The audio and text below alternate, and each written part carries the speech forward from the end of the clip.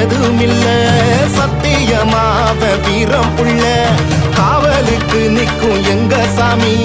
சாம்புராணி பத்தி சூடங்காமி அருளும் தருவார்